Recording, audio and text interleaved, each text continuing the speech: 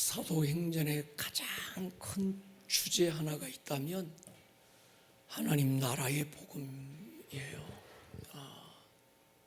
예수님도 하나님 나라의 복음을 전하기 시작했다 하시면서 누가복음 복음서의 문을 열었고, 바울은 사도행전 28장의 마지막 문을 닫을 때 하나님 나라의 복음을 말하고 사도행전의 문을 닫았어요. 그래서 우리가 정확하게 알고 있어야 되는 개념 중에 하나가 하나님 나라의 복음입니다. 아시는 대로 두 가지 하나님 나라가 있습니다. 하나는 가야 되는 하나님의 나라, 또 하나는 우리에게 임하는 하나님의 나라. 예수님은 두 가지를 말씀했어요. 하나님 나라가 여기 있다 저기 있다 하지 마라, 너희 안에 있다. 마태복음 12장에서 내가 성령으로 귀신을 쫓는 것이면 하나님의 나라가 너희 안에 이미 임했다. 할렐루야. 오늘 이 밤에 하나님의 나라가 이미 임하는 밤이 되기를 축복합니다.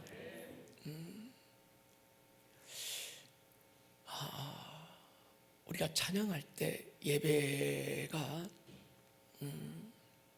우리가 예배를 드릴 때 우리 교회는 묵찬, 기찬, 묵도, 찬송, 기도, 찬송 이런 순서가 잘 없고 찬양과 선포가 계속 이어지고 말씀이 또 선포돼요.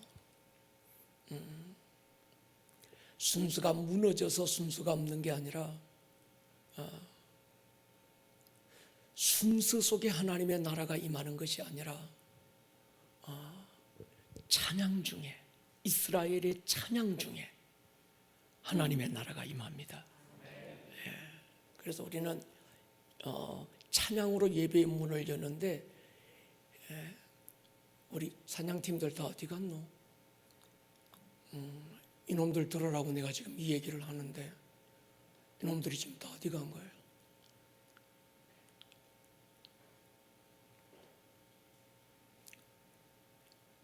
우리가 예배 중에 찬양을 하는 이유가 있어요. 대개 찬양이 예배의 분위기를 만드는 분위기 메이커 또는 설교를 잘 받기 위한 토양을 준비하는 것으로 착각합니다. 여러분, 찬양은 그게 아닙니다. 이스라엘의 찬양 중에 하나님의 나라가 임하고 그분의 임재가 우리 가운데 역사하기 때문에 우리가 찬양하는 거예요. 그러니까 앞에 있는 찬양 리더와 모든 세션과 찬양으로 앞서 있는 자들은 어떤 사람들인가 하면 하늘의 문을 여는 자들이에요. 하나님의 임재와 그의 나라를 끌어당기는 어떤 영적 힘이 있어야 돼요. 이스라엘에 가보면 새벽이면 감람산, 올리브산 그 뒤에서 동쪽해가 쫙 떠올라요. 그리고 감람산을 살짝 해가 고개가 넘어가면 골짜기 건너편 시온성, 예루살렘 성이 이 아침 햇살이 쫙 비칩니다. 그러면 성벽 위에 파수꾼들이 밤새 잠 안 자고 성벽을 파수하다가 성벽 위에서 소리를 질러요. 아침 해가 떠올랐다. 하나님의 영광이 우리 가운데 임한다. 그러면 밑에 있던 문지기들이 문을 확 열면 시온 감람산 너머로 비치던 그 햇살이 그 문을 통과해서 그게 참 이게 아주 이게 비밀스럽게 그 햇살이 어디까지 비치는가 하면 지성소까지 쫙 비치는 거예요. 그런데 이 문지기들이 해는 떠올랐는데 문을 안 열어. 문을 열 힘이 없어. 아직도 자빠져서 자고 있어. 이러면 그 햇살이 하나님의 성전으로 못 들어가는 거예요. 아마 여러분들 이스라엘에 가보신 분들은 알 겁니다. 그 문이 지금은 담으로 막혀 있습니다. 그 문을 열 자들이 우리 예배자들입니다. 할렐루야. 그래서 앞에 있는 찬양 리더와 모든 세션들은 하늘의 문을 연다.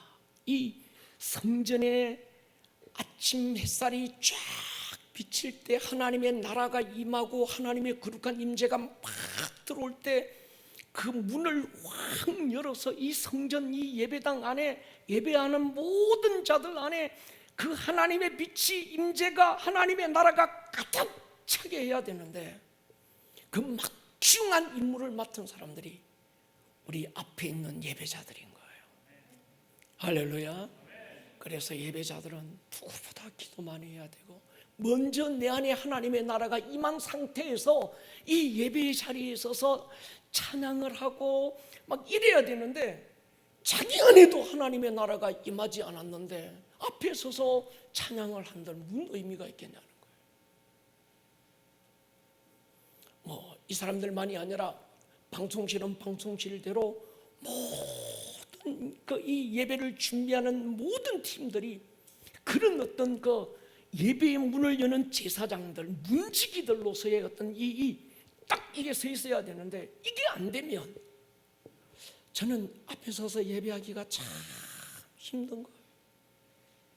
쇼하는 것도 아니고 내가 스스로 내가 지금 하나님 앞에 쇼하는 것도 아니고 이거 무슨 뭐 그것도 아닌데 정말 예배자인데 이런 부분 속에서 적어도 이젠 우리 교회 수준 정도 되면 깊이로 가고 있는 이 시즌에는 우리 예배가 열려야 합니다. 할렐루야. 기도의 집도 마찬가지입니다. 우리 교회 안에 기도의 집 아무도 없고 그 예배자 한 사람만 있어도 그 한 사람의 예배자가 하늘의 문을 열고 하나님의 임재를 걸어당기고 하나님의 나라가 하나님의 뜻이 우리 가운데 하늘에서 풀어진 것들이 풀어지게 만드는 거기는 한 사람의 준비된 예배자면 충분한 거예요. 그래서 우리 찬양팀들은 늘 이걸 새기셔야 합니다. 우리가 앞에 있는 찬양팀들이 그저 예배의 분위기를 어느 정도 띄우는 일을 하는 사람들이 아니고 설교의 어떤 잘 토양을 만드는 자들이 아니라 여러분들 자체가 하나님의 나라가 임하게 만들고 하늘의 문을 열어서 하나님의 임재를 끌어당길 수 있는 어떤 그런, 그래서 찬양팀들은 먼저 내 안에 하나님의 나라가 임한 사람들, 그런 그게 되어야 되는 거예요. 할렐루야.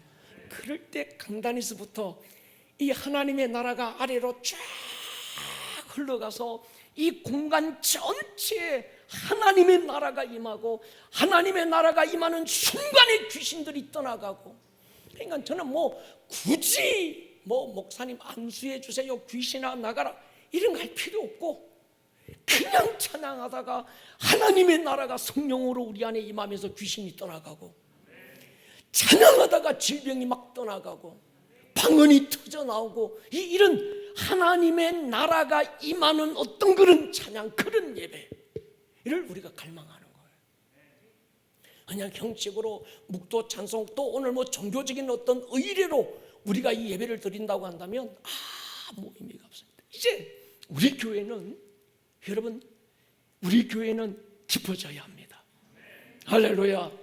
그래서 이 예배의 자리가 사모되고 이 예배의 공간이 아니면 어디서도 맛볼 수 없는 하나님의 나라, 이곳에 여기에 와야만 우리가 누릴 수 있는 하나님의 나라에 대한 그 완전한 경험이 예배 공간 안에 있지 않으면 우리가 온라인으로 예배하지 뭐라고 굳이 여기까지 와서 예배해야 될 이유가 뭐 있냐는 거예요. 할렐루야. 그래서 앞에 있는 찬양팀만이 아니라 우리 모든 어떤 예배자들이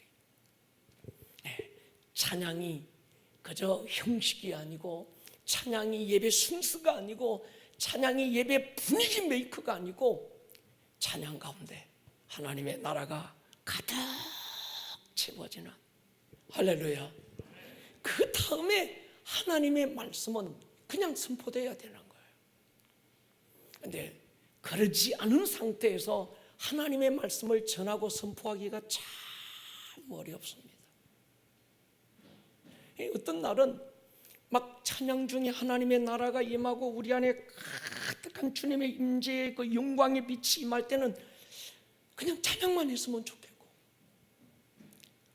할렐루야, 시간을 뛰어넘는 그런 예배, 시간이 언제 지나갔노 이런, 보고 있다가 끝날 때 됐는데 왜 이렇게 안 끝나노 막 이런, 그 시간에 제한된 어떤 그런 예배가 아니라 시간을 뛰어넘는 그런 예배, 할렐루야. 우리 교회가 지향하고 갈망하는 그런 예배, 이고 싶은 거예요.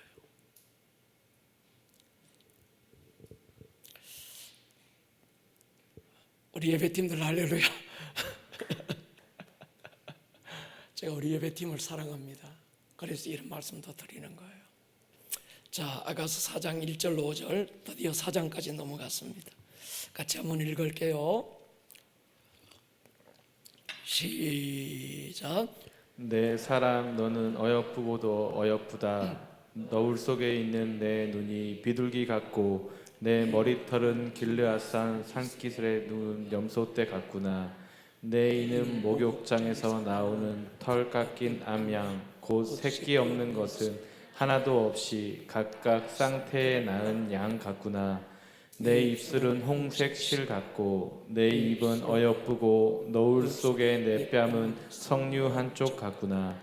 내 목은 무기를 두려고 건축한 다윗의 망대 곧 방패 1000개 용사의 모든 방패가 달린 망대 같고 내 두 유방은 백합밭 가운데서 꼴을 먹는 쌍태 어린 사슴 같구나.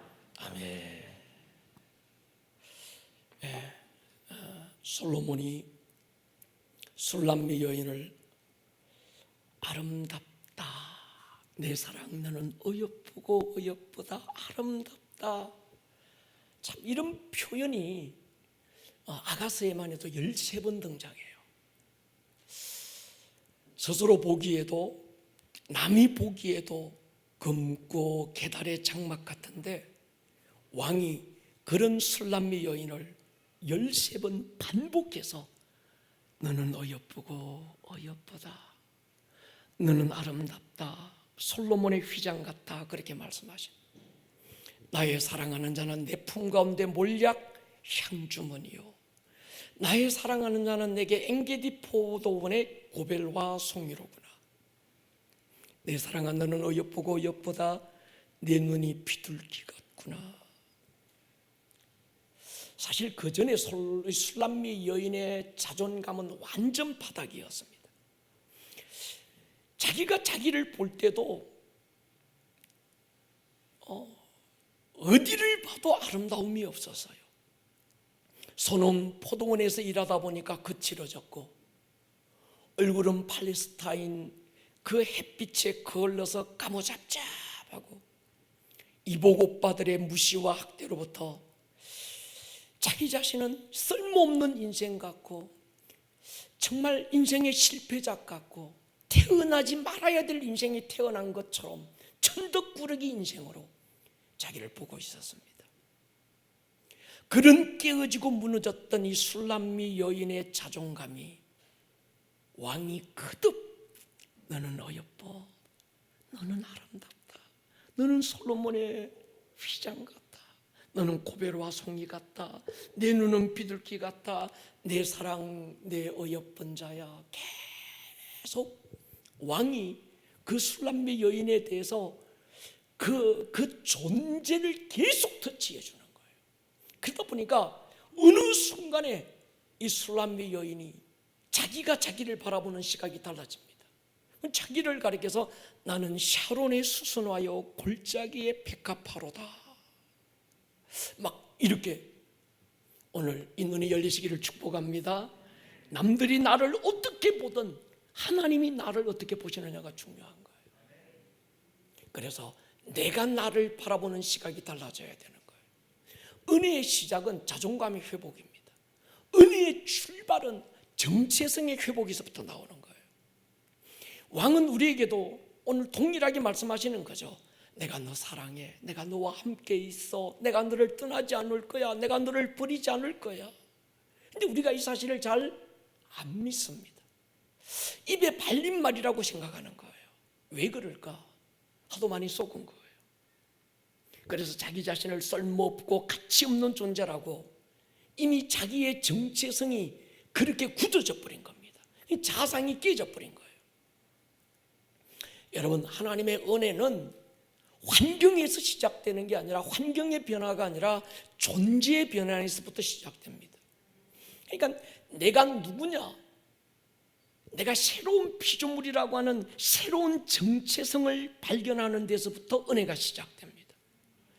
그러니까 신부에게 필요한 건 왕이 나에게 쏟아주고 있는 그 사랑에 대한 확신, 이게 중요해요. 왕이 나를 바라보시는 그 왕의 시선에 대한 확신, 왕이 나를 어떻게 여겨주시는 것에 대한 분명한 확신, 이게 중요합니다. 왕은 끝없이 너는 아름답다, 너는 소중하다, 너는 보배롭다, 너는 왕같은 제사장이다, 내가 너를 나라와 제사장으로 삼았다. 나라, 하나님의 주권을 세우는 자, 제사장, 하나님과 세상을 중보하는 자로 내가 너를 삼았다, 끝없이 말씀하는데도 내가 나를 그렇게 여기지 않는 게 문제예요. 그건 교리고 성경이 그냥 그렇게 우리를 위로하는 차원에서 써놓은 얘기지, 나는 그렇지 않아, 나는 쓸모없고 나는 가치 없고, 나도 내가 나를 아는데 나는 별로 인생에 어떤 그런 쓸모있는 인간이 아니라고 생각하는 겁니다. 여러분, 우리의 어떠함과는 아무 상관없는 우리를 향한 왕의 시선이 우리 안에 그대로 받아들여지는 시간이 될 수 있기를 축복합니다. 하나님의 사랑을 의심해도 괜찮은 상황은 아무 데도 없습니다. 마귀의 공격은요, 하나님의 존재를 부인하게 만드는 게 아니라 하나님의 사랑을 부인하게 만들어요. 마귀는요, 내가 누구냐에 대한 이 정체성을 혼란하게 만드는 거예요. 에덴 동산을 보십시오. 하나님의 존재를 부인하게 만드는 게 아니라 하나님의 사랑에 대한 의심. 진짜 하나님이 너를 생각해서 선악과 못 먹게 하는 줄 아니? 아니야. 착각하지 마. 하나님 혼자만 하나님 되려고 하는 거야. 네가 하나님처럼 될까 봐 하나님이 너를 선악과 못 먹게 하는 거야. 계속 하나님의 사랑에 대한 오해, 하나님의 사랑에 대한 의심을 만드는 게 바로 이 마귀의 역사인 거죠. 근데 왕이 술람미 여인을 아름답게 보는 데는 그만한 이유가 있습니다. 이건 종교적인 신념이나 위로의 차원이 아닙니다. 그냥 아름다움이라고는 아무리 찾아도 찾아볼 수 없는데 그냥 억지로 아니면 막무가내로 내가 너를 아름답다고 그냥 여겨줄 거야, 불쌍해서 그런 것도 아니지요. 이유가 있습니다. 첫 번째는요, 주의 보혈로 우리의 모든 더러움을 씻었기 때문입니다. 여러분, 우리 이걸 믿어야 됩니다. 정체성의 사정적 단어는 변하지 않는 진짜 내 모습, 변하지 않는 어떤 상황에서도 달라질 수 없는 본질적인 나. 그러니까 자상은 뭔가 하면 내가 나를 그려본 그림, 내가 나를 바라보는 관점이거든요. 마귀는 끝없이 우리의 자상을 자꾸 혼란스럽게 만들어요. 한 번 형성된 자상을 바꾸기가 참 어렵습니다. 저도 어릴 때 학교를 일찍 들어가다 보니까 학교 가고 싶어서 간 게 아닌데 그냥 누나 따라 학교 갔다가 철봉대 옆에 서 있는데 애들이 옆에 쭉 서 있으면서 선생님이 나보고 오라고 그래서 보니까 나도 그날 입학이 돼버린 거예요.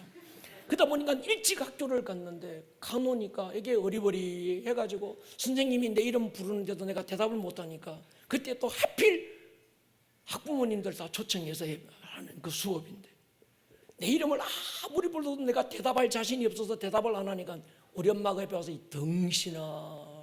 그때부터 나는 내가 덩신인 줄 알았어요. 이 덩신이라고 하는 자상을 깨는 게 굉장히 어렵더라고요. 여러분, 변하지 않는 거울로 나를 봐야 돼요. 동의하십니까? 진리의 거울인 거죠. 여러분, 나에 대한 평가가 절대적이고 변하지 않기 위해서는 나를 평가하시는 그분이 절대자이거나 그 기준이 변하지 않는 진리여야 합니다. 다른 어떤 상대적인 것도 내가 이런 사람이라고 하는 자격, 정체성을 단정할 자격이 없습니다. 우리는 믿음의 사람들은 사람들이 나를 어떻게 보고 사람들이 나를 어떻게 인정하고 그게 아니라 하나님이 나를 어떻게 인정하시느냐가 중요한 거예요. 요즘 우리 교회 시즌에 sonship이 선포되고 있습니다. 동의하십니까?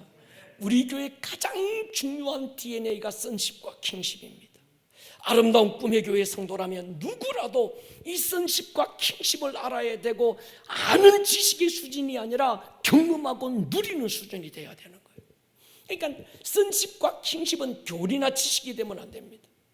우리가 실제 누리는 본질이어야 되는 거죠. 우리가 매주 묻잖아요. 이번 주 또 물을 거예요. 우리가 누굽니까? 하나님의 아들들. 하나님의 아들들이 도대체 뭐 하는 사람입니까? 그러니까 여러분, 하나님의 아들이에요. 내가 하나님의 아들이에요. 자기는 딸이거든. 아들이라는 게 이게 뭔가가 이게 나는 딸인데 특히 딸이라는 것에 대한 어떤 어릴 때 상처가 있는 사람은 하나님의 아들에 대한 이게 개념이 빨리 안 서는 거예요. 그런데 여러분, 그게 쉽게 믿어지지 않고 쉽게 받아들이지 않아도 성경이 네가 하나님의 아들이야, 넌 하나님의 영광을 쉐어하기 위해서 창조됐고 구원받은 존재야, 하나님이 그렇게 말씀하시면 우리가 그렇게 여기자고요. 할렐루야. 뭐 아무리 봐도 그렇게 안 여겨지더라도 난 하나님의 아들이야. 뭐 자나깨나 난 하나님의 아들이야, 하나님의 아들이야, 하나님의 딸이야, 하나님의 자녀야, 하나님의 영광을 쉐어할 자야, 그 코인원에 장림할 자야, 만물을 다스리고 회복하고 치유할 자야. 막 혼자서 고함 지르고 선포하고 하다 보면 어느 순간에 성령님께서 할렐루야 마음의 눈을 밝혀주셔서 이것이 우리 안에서 레마가 되는 순간이 올 거예요. 그럼 되게 두 가지 반응합니다. 내성적인 사람은 골방에 처박혀서 울기 시작해요. 한 사나흘을 울어요. 너무 감사해서 내가 하나님의 아들이구나, 내가 구원받았구나, 할렐루야, 이론인 줄 알고 교리인 줄 알았는데 어느 순간에 성령께서 내 안에서 내 영으로 더불어서 내가 하나님의 아들이라는 걸 막 증거해 주는 그 영 안에서 어떤 사건이 팍 튀어나올 때 그때서야 이야 이게 실제구나. 그래서 골방에 처박혀서 울기 시작하는 거예요. 감사하다. 외향적인 사람은 어떻게 될까요? 거리로 뛰어나가서 아무나 붙들고 내가 하나님의 아들이야, 하냐 너. 맨날 그러면 미친 사람이고 한 번쯤은 그런 경험이 있어야 되는 거예요. 동의하십니까? 내가 모태신앙인데요, 아니면 내가 뭐 어떤 누군데요, 그거와는 상관없이 한 번쯤은 구원받은 것에 대한, 받은 구원에 대한 뜨거운 경험, 존재의 변화에 대한 확실한 어떤 사건, 이게 우리에게 있어야 합니다. 맨날 골방에 처박혀 있으면 우울증 걸린 거예요. 그래가지고 맨날 골방에 처박혀서 울면서 막 이러면 그 우울증이고, 맨날 이 사람 저 사람 만나면서 아나 막 고함 지르고 내 하나님의 아들이야 어깨에 힘주고 막 이거 다니면 이건 누가 봐도 또라이고. 한 번쯤은 이런 경험을 하자. 할렐루야. 그러니까 여러분들, 하나님의 자녀들은요, 이 썩을 죄인이 썩은 것에서 무슨 하나님의 능력이 나타나겠어요? 우리는 그런 자들이 아닙니다. 할렐루야. 나의 어떠함과는 상관없이 하나님의 은혜는 더 크다. 내가 지은 죄보다 내가 받은 은혜가 더 크다. 그러면 내가 지은 죄의 어떠함과는 상관없이 나의 존재는 변치 않고, 동의하십니까? 굉장히 중요합니다. 이런 경험이 있어야 돼요. 이게 자꾸 막 교리적으로 뭐 어떤 이걸 막 어떤 주입식으로 쇠뇌하듯이 막 하는 게 아니라, 성령께서 넌 이런 존재야, 어쩌다가 이렇게 된 게 아니고 운 좋아서 이렇게 된 게 아니라 창세 전에, 만물이 창조되기 전 바로 그때 하나님이 너를 이렇게 계획하셨어. 그것이 실제가 되고 믿어지기 시작하고 내 안에서 어떤 사건이 될 때 우리의 눈이 열리는 거예요. 그제서야 신부가 맞네, 내가 이런 존재였네, 이 깨달아지는 거예요. 오늘 이 밤이 그 밤이 될 수 있기를 주의 이름으로 축원합니다. 학벌, 통장, 잔고, 직업, 성적, 그게 우리가 아닙니다. 속지 마십시오. 세상이 그렇게 말한다고 해서 내가 그런 사람이 아닙니다. 하나님이 그렇게 말씀하시는 그것이 바로 나입니다. 할렐루야. 하나님은 당신을 검지만 아름답다 말하시고 계달의 장막 같지만 소중하다고 하시는 거지요. 이유가 있습니다. 예수의 보혈로 깨끗하게 씻고, 할렐루야, 완벽한 새로운 피조물로 우리를 재창조하셨기 때문에. 그래서 믿음의 사람이요, 아이고 목사님 나는 쓸모없는 인간이에요, 예수의 보혈을 헛되게 만드는 거예요. 난요 가치 없는 인간이에요, 내가 이 땅에 밥만 축내는 어떤 그런 나는 식충이에요, 예수의 보혈을 헛되게 만드는 자라는 거예요. 할렐루야. 여러분, 예수의 보혈로 나를 거듭나왔고 깨끗하게 하신 그것 하나만으로도 당신은 충분히 아름답고 충분히 소중한 존재인 줄 믿습니다. 아가서가 밝히는 신부의 8가지 아름다움을 아가서는 얘기합니다. 첫 번째 보면 내 눈이 비둘기 같아. 이건 일편단심, 신부의 일편단심. 4장 1절 보면요, 내 사랑 너는 어여쁘고도 어여쁘다. 너울 속에 있는 내 눈이 비둘기 같다. 새 중에서 비둘기가 안구 근육이 제일 발달하지 못했답니다. 새 중에서 시야가 가장 폭이 좁은 짐승이 비둘기래요. 그리고 이 비둘기는 일평생 한 짝만 바라보고 삽니다. 그러니까 비둘기가 순결과 충성의 상징이 되는 이유가 여기 있어요. 하나만 보는 거예요. 신부는 하나만 봅니다. 요사밧 왕의 고백 보십시오. 암몬과 연합군이 유다를 공격해 왔을 때 그가 하나님 앞에 엎드려 이렇게 고백하잖아요. 같이 읽을까요? 역대하 20장 12절 시작. 우리 하나님이여 그들을 징벌하지 아니하시나이까. 우리를 치러 오는 이 큰 무리를 우리가 대적할 능력이 없고 어떻게 할 줄도 알지 못하옵고 오직 주만 바라보나이다 하고. 주님이 요사밧 왕을 보실 때 내 눈이 비둘기 같구나 지금 이러시는 거죠. 그래서 신부는요 시선의 나누어짐을 막아야 합니다. 바라보는 게 굉장히 중요합니다. 다윗의 원칙이 뭡니까?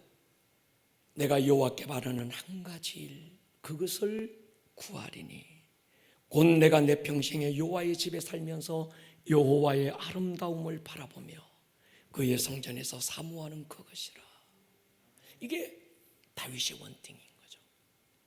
하나님의 성전에서 하나님의 아름다움만 바라보는 하나님의 집에 대한 열망. 왜요? 그 하나님의 집에 대한 그 열망이 하나님 그분에 대한 열망으로 표현되는 거예요.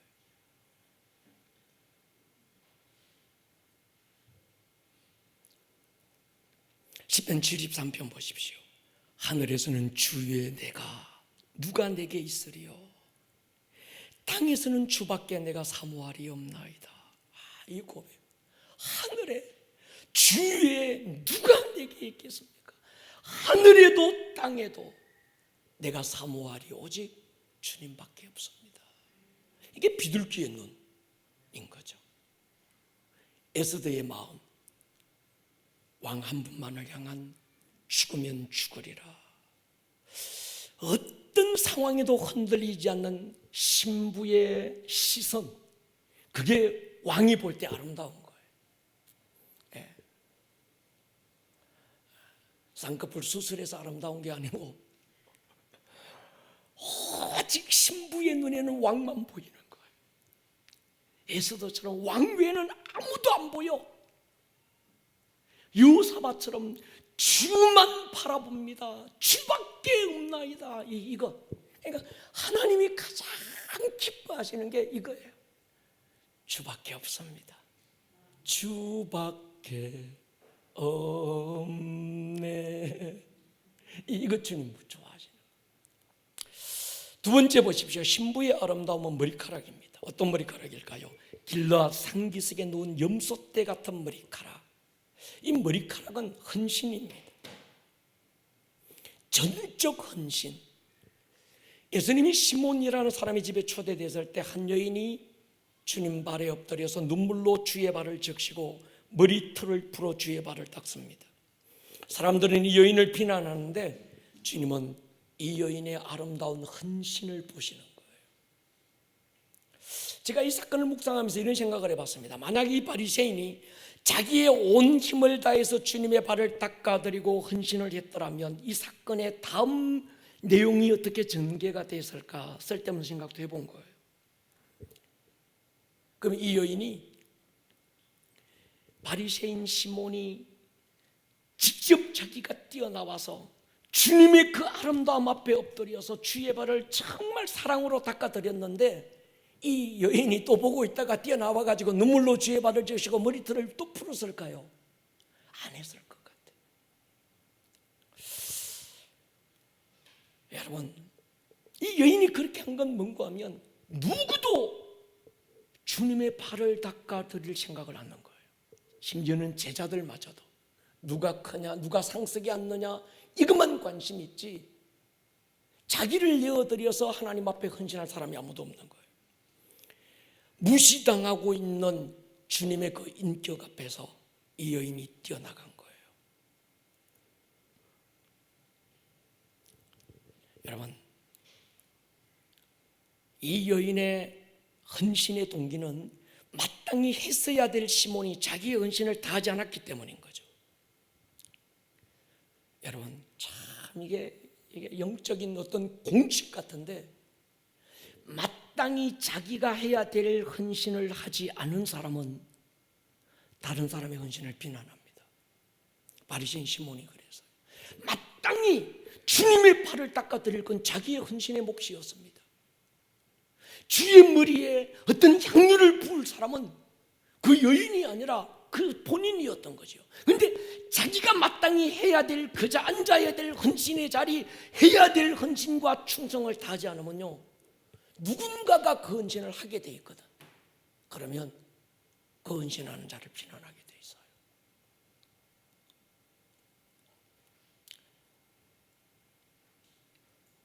주님은요 대단하지 않아도 한결같은 헌신의 사람을 사랑합니다. 그래서 성경에 작은 것에 충성된 자, 그를 칭찬하는 거죠. 여러분, 어떤 상황에서도 중간에 헌신의 자리를 포기하지 마십시오. 할렐루야. 법궤를 싣고 베시미스로 가던 두 마리 암소 보십시오. 그냥 암소가 아니죠. 젖발이 새끼를 둔 어미소. 동물 가운데 가장 모성애가 강한 짐승이 암소입니다.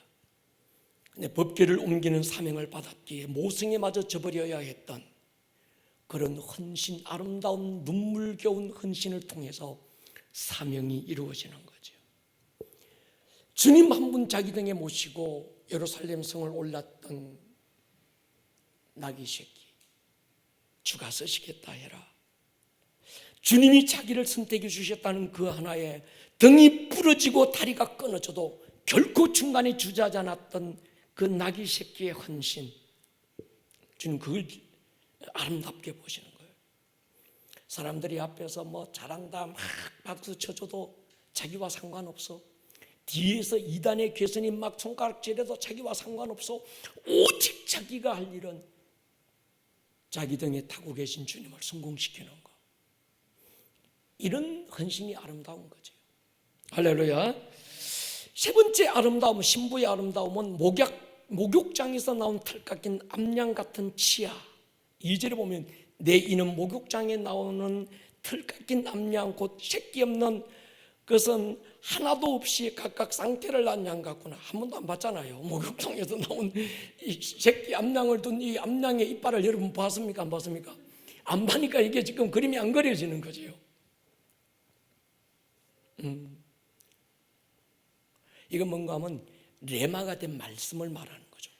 아니, 하나님의 말씀을 먹는, 치아를 통해서 하나님의 말씀을 꼭꼭 씹어서 먹는 레마가 된 말씀.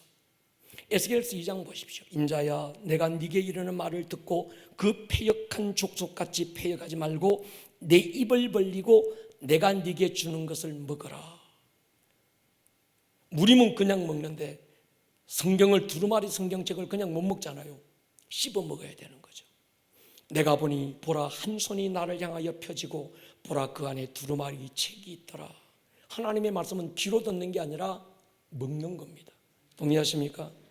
입으로 먹는다. 절대적인 순종, 그런 얘기죠. 백부장 말씀만 하옵소서. 마리아 말씀대로 이루어지사이다. 베드로 말씀 하신 대로 내가 그물을 순종하여 내리겠습니다. 영생의 말씀이 여기 계신데 우리가 누게로 가버릴까? 여러분, 주님의 아름다움은 사람 따라가는 게 아니라 말씀 따라가는 것입니다. 인간적인 정에 끌리는 것이 아니라 약속의 말씀에 이끌리는 사람, 그 신부를 주님은 아름답다 이렇게 보죠. 네 번째 신부의 아름다움은 홍색 실 같은 입술. 3장 보시죠. 3절에 보면 내 입술은 홍색 실 같고 내 입은 어여쁘고 노을 속에 내 뺨은 석류한 쪽 같구나. 생명의 언어를 얘기하죠. 홍색 실, 예수님의 보혈. 그 입술이 예수님의 보혈에 젖은 사람, 그 입에서 나오는 어떤 말도 사람을 살리는 사람. 여러분, 살리는 언어를 가진 사람이 있습니다. 하나님의 말씀이 그 입에서 선포될 때 하나님은 살리는 말이 터져나오는 그 입술을 아름답다 보시는 거죠. 예수님의 언어 한번 보십시오. 요한복음 12장에 보면 내가 내 자유로 말한 것이 아니요 나를 보내신 아버지께서 내가 말할 것과 이를 것을 친히 명령하여 주셨으니 나는 그의 명령이 영생인 줄 아노라. 그러므로 내가 이르는 것은 내 아버지께서 내게 말씀하신 그대로니라. 예수님은 자기 생각, 자기 뜻대로 말하지 않고 아버지가 자기에게 일러주신 대로 아버지가 하신 말씀을 자기의 어떤 것과는 어떤 것과도 가감할 수 없는 오직 순종해야 되는 명령으로 받은 것이죠. 여러분, 예수님을 닮는다, 언어가 닮아야 합니다. 그러니까 우리가 예수님의 언어를 배워야 돼요. 가끔씩 성도님들의 기도를 들어보면요, 기도의 언어가 목사의 기도를 담는 사람들이 있습니다. 우리 부교육자들, 그들의 믿음의 선포나 어떤 그분들의 설교를 들어보면 목사의 언어를 담는 경우가 굉장히 많습니다. 목원들은 목자의 언어를 닮아요. 목자가 기도 가운데 많이 쓰는 언어들, 자기도 모르게 그거 닮아가는 거예요. 방언도 이상하게 닮아갑니다.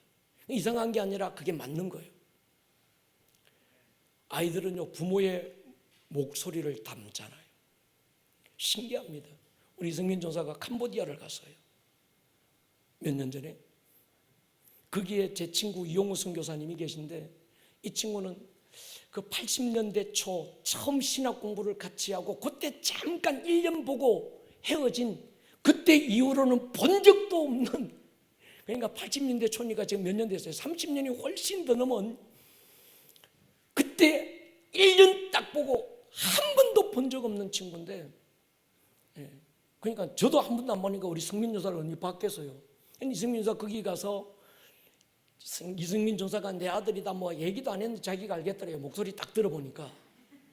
지금 여러분 제 목소리가 지금 이래서 그렇지 20대 초반에는 목소리 하나가 끝내줬어요. 또 기분 나빠하시네. 인터넷으로 예배하는 여러분 진실로 그래요. 그러니까 20대 초반에 저를 보았던 그 친구가, 그때 저를 알았던 그 친구가 목소리만 듣고도 누가 내 아들인지 안다는 거예요. 여러분, 예수님의 언어를 닮으시기를 축복합니다. 생명의 언어, 살리는 언어, 복음 살리는 언어지요. 어여쁜 입, 이건 사랑의 언어지요. 입술은요, 그 사람과의 친밀함의 척도가 됩니다.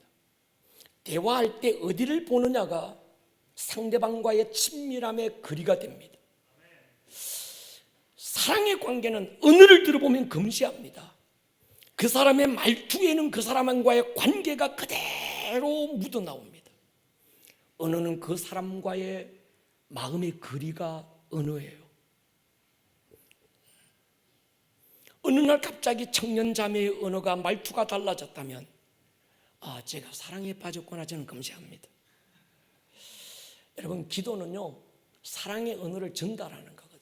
기도는 떼쓰는 것도 아니고 악쓰는 것도 아닙니다. 기도는 사랑의 언어를 전달하는 거예요. 그래서 우리 그리스도인들은 자기 기도의 언어를 연구해야 합니다. 어떤 분이 목사님요, 나는요 대표 기도문 써가지 않고 그냥 난 감동 주는 대로 기도해요. 그건 무식한 거예요. 혼자 기도할 때도 언어를 연구할 필요가 있습니다. 그러나 때로 어떤 때는 성령께서 내 기도 속에 개입하셔서 기도하게 하시는 어떤 언어들이 있어요. 그런데 그러지 않고 특히 이 대중을 대표한 이 대표 기도는 처음부터 끝까지 써야 됩니다. 중간에 몇 개 난 타이틀 써가지고요 성령의 감동을 따라 기도해요. 그 사람의 기도는 틀림없이 삼천포로 빠지게 돼 있습니다. 저는 우리 부교육자들이 그래요. 설교 원고를 써라. 아마 우리 방송실에 있는 분들은 제 설교 원고와 설교 내용이 거의 90% 이상 같다는 걸 알 거예요. 이건 어떤 목사가 영감이 없어서가 아니고 신령하지 못해서가 아니라 기도 준비할 때부터 철저하게 성령님을 의지하는 거예요. 할렐루야. 여러분, 관계를 바꾸면요 말투가 달라집니다. 말투가 바뀌어지면 관계가 달라지게 돼 있어요. 기도도 생각나는 대로 감동 안 되는 대로 나는 기도합니다 그런 소리 하지 마시고 자기 기도를 자꾸 연구하세요. 남녀 관계도 마찬가지입니다. 나는 기분 내키는 대로 말해. 난 뒤끝 없어. 제일 밥맛 없는 사람이에요. 저질러 놓고 생각하지 말고 생각해 놓고 말해라. 할렐루야. 여러분, 자기 언어를 자꾸 점검해 보셔야 돼요. 여섯 번째, 신부의 아름다움은 석류 한쪽 같은 뺨. 이건 뭘까요? 순전한 마음을 말하죠. 저희 가족은 석류를 참 좋아해요. 요즘 이제 가을이 오면 석류 몇 개 사가지고 그걸 까는 재미, 까가지고 상대편이 맛있게 먹는 재미가 굉장히 있습니다. 석류를 쪼개면 그 안에 탐스러운 석류알들이 정말 신비로워요. 어떻게 이렇게 오밀조밀 틈도 없이 아주 육각형으로 팔각형으로 오밀조밀하게 꽉 차 있는지 말이죠. 주님 앞에 드려지는 순전한 마음이 바로 그거지요. 주님 한 분으로 가득해서 조금도 빈틈이 없는 마음, 석류알같이 가득 차 있는 그 마음, 이게 주님의 우리를 보시는 아름다움인 거죠. 다른 마음이 들어올 틈이 없는 사람, 노을 속 베일 너머의 뺨, 예배의 자리입니다. 노을 속 베일 너머, 예배 안에서 순전한 마음으로 찬양하고 말씀을 사모하고 자신을 드리는 사람을 주님은 기뻐하는 거죠. 여러분, 예배는 드리는 겁니다. 마음을 드리는 거죠. 난요 은혜 받으러 나와서요 그 예배 실패한 거예요. 예배는 받으러 나오는 게 아니라 드리러 나오는 거. 교회는 받으러 오는 곳이 아니라 드리러 오는 곳. 아이고, 아름다운 꿈의 교회는 맨날 뭐 내라고만 얘기해. 맞아, 교회는 내라고 하는데요. 아멘 안 하네. 교회는 내라고 하는 곳이 교회입니다. 기분 나빠도 아멘 하셔야 돼요. 개념을 빨리 바꾸셔야 됩니다. 생명을 드리고 마음을 드리고 굳이 돈만이 아니라 내 열정을 드리고 내 청춘을 드리고 시간을 드리고 그게 예배고 그게 교회입니다. 그러니까 아름다운 꿈의 교회는 맨날 내라고만 해. 그런 얘기하지 마세요. 원래 교회는 그런 데예요. 구약 때 뭡니까? 양 잡고 소 잡고 비둘기 잡잖아요. 생명의 속전, 그게 주일원금입니다. 그것 없이는 성전에 못 들어갔습니다. 누구도 생명의 속전 없이 성전에 못 들어갔고 누구도 양이나 비둘기 안 잡고 하나님 앞에 나아갈 자 없었습니다. 이스라엘의 5대 제사 가운데 번제에 쓰이는 짐승은 형편에 따라서 소를 잡는 사람, 양과 염소를 잡는 사람, 어려운 사람은 집비둘기나 산비둘기 잡잖아요. 누가 양의 목을 따고 껍질 벗기고 내장 기름 발라가지고 하나님께 번제물로 드리는지 아십니까? 제사장이 양을 잡습니까? 내가 잡는 거예요. 예배자가 잡는 겁니다. 예배자가 양 끌고 와가지고 양 멱 따고요, 예배자가 껍질 다 벗기고요, 내장은 내장대로 기름은 기름대로 하나님 앞에, 그래서 불로 온전히 태워서 하나님 앞에 드리는 게 번제거든요. 그러니까 그거 보면서 지금 뭡니까? 나를 드린다라는 게 이게 지금 어떤 시청각 교육이 돼버리는 거지요. 제가 그렇게 생각해요. 양 잡는 것보다 코 한번 쑤시는 게 훨씬 낫다. 동의하십니까? 네. 교회 와서 양 잡으라고 안 그러잖아요. 염소 멱 따라고 안 그러잖아요. 귀찮고 힘들지만 코 한번 쑤시보자는 거죠. 왜? 전체적인 예배의 환경을 위해서. 그것도 못하면서 뭔 예배에 그래요. 죄송합니다. 너무 극단적으로 얘기했어요. 여러분, 그렇습니다. 예배는 나를 드리는 믿음의 고백입니다. 날 위해 자신을 주신 하나님 은혜에 감사해서 나를 온전히 드리는 것, 그 헌신을 주님은 기뻐하시고 사랑스럽게 보시는 거죠. 7번째 신부의 아름다움, 다윗의 망대와 1000개의 방패가 달린 목. 이건 굳은 의지를 얘기합니다. 다윗의 망대에는 옛날에 그 사진 같은 데 보면요, 1000개의 쇠방패가 걸려 있습니다.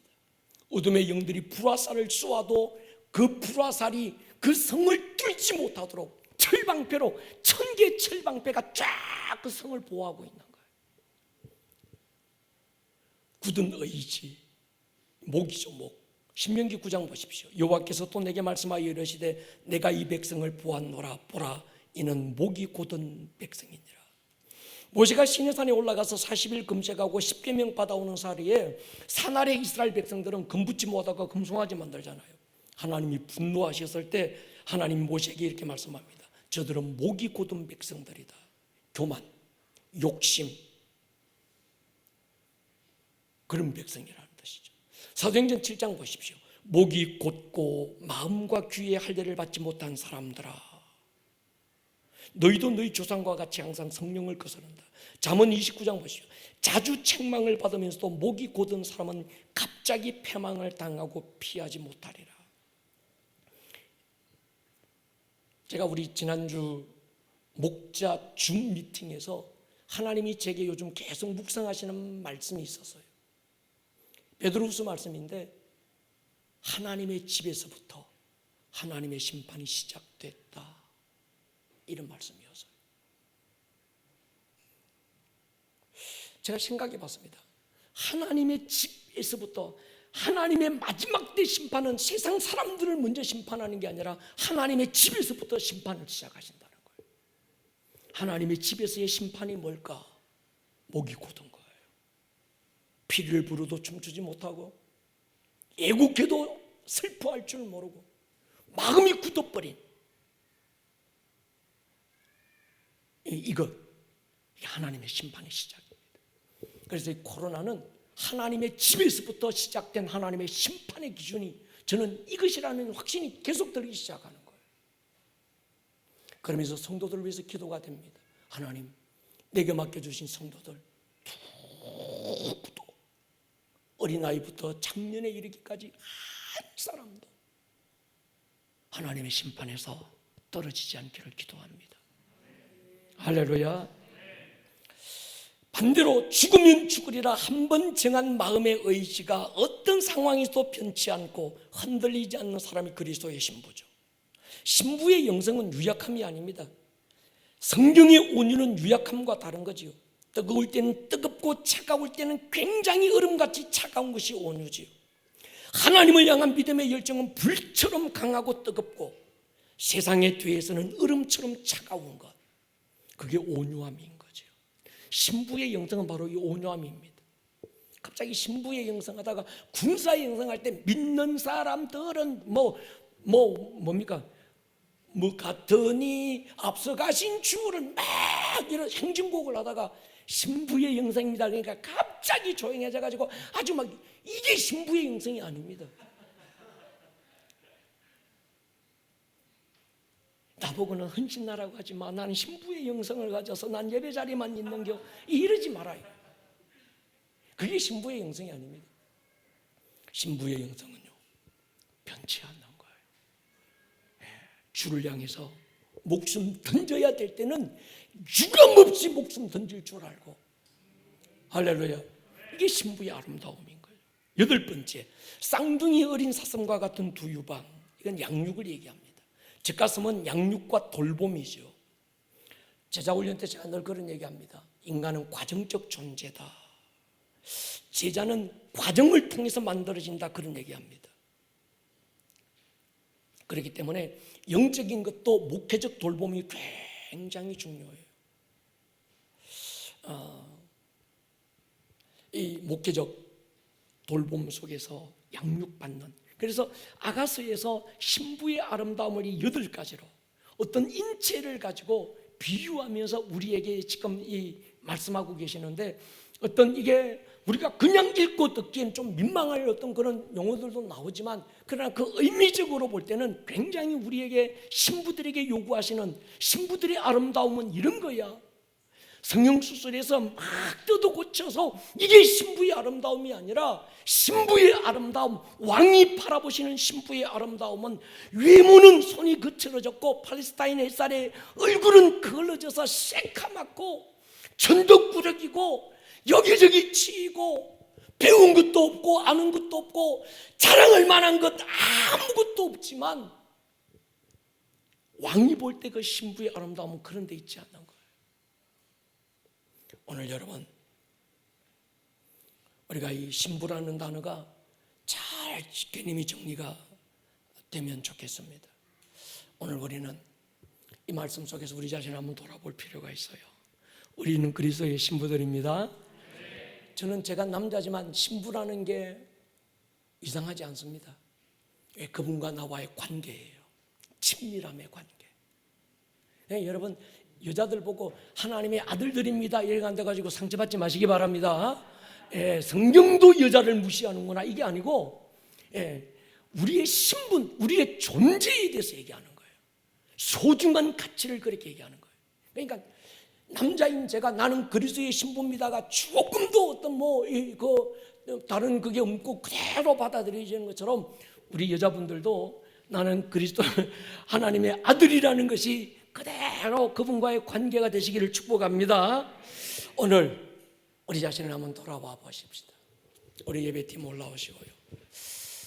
오늘 주님이 왕인 나를 바라보시는 그 아름다움의 기준 앞에서 과연 내 모습은 어떤가?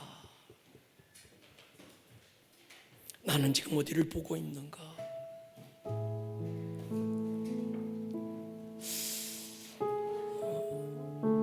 혹시 나의 목이 곧아서 내 마음이 강팍해져 있는 건 아닌가?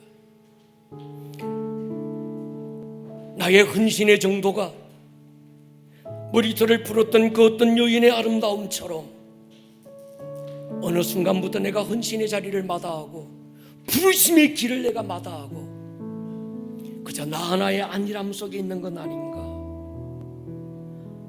나 하나 잘 되는 것만 있지 누구를 양육하고 누구를 세워주고 돌보는 그런 일은 내가 마다하고 있지는 않은가?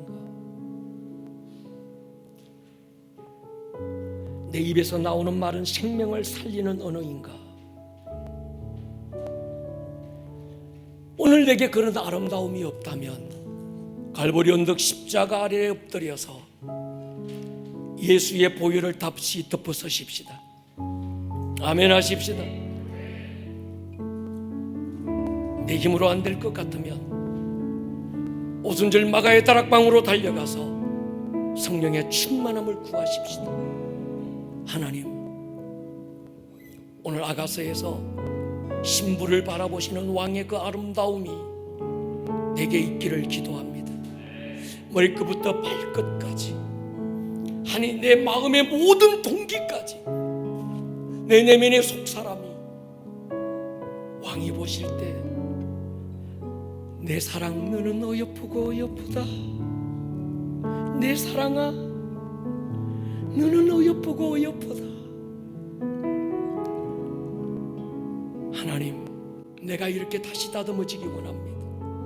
내가 이렇게 재창조되기 원합니다. 오늘 이 밤에 나를 다시 빚어주십시오. 주여, 나를 다시 빚어주십시오. 보혈로 씻으시고 말씀으로 빚어주십시오. 주가 나를 바라보실 때 내 사랑아 너는 어여쁘고 어여쁘다. 내가 그런 자가 되기를 원합니다. 이 시간 한번 우리 기도할 텐데요, 주여 한번 부르고 주여 나를 새롭게 하시옵소서. 주여 한번 부르고 기도합니다.